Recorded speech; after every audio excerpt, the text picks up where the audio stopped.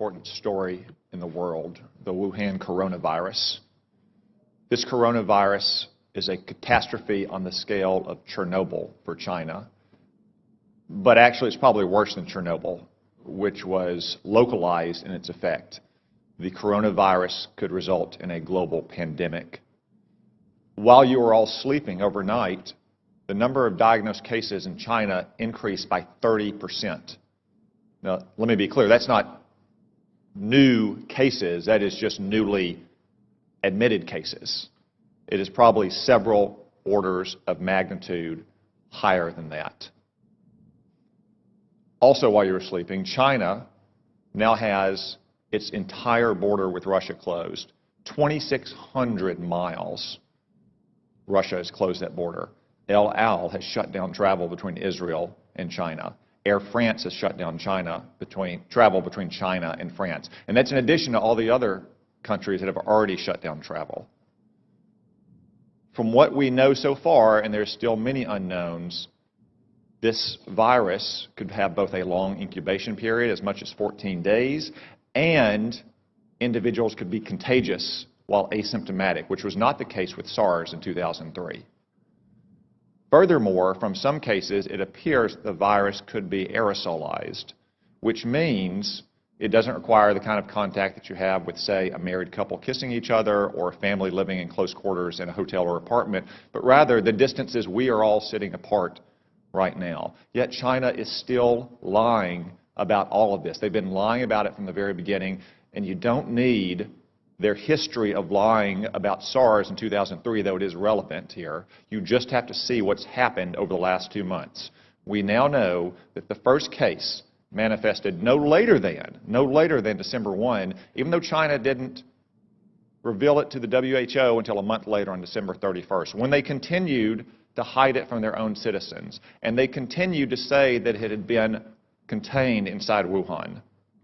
Today, it is in every single province in China. They also claimed for almost 2 months, until earlier this week, that it had originated in a seafood market in Wuhan, that locals had contracted it from animals in, say, bat soup or snake tartare. That is not the case. The Lancet published a study last weekend demonstrating that of the original 40 cases, 14 of them had no contact with the seafood market, including patient 0. As one epidemiologist said, that virus went into the seafood market before it came out of the seafood market. We still don't know where it originated. Could have been another seafood market. Could have been a farm. Could have been a food processing company. I would note that Wuhan also has China's only biosafety level 4 super laboratory that works with the world's most deadly pathogens, to include, yes, coronavirus. Now, look at China's own actions. They have quarantined 60 million people, 60 million, more than the entire population of our West Coast. They've shut down schools indefinitely. Classes canceled nationwide indefinitely. Hong Kong, a part of China, has basically shut down all travel from the mainland. That's why it is essential that we immediately stop all travel on commercial aircraft between China and the United States. Making exceptions, of course, for American citizens to come back, as we just brought back yesterday.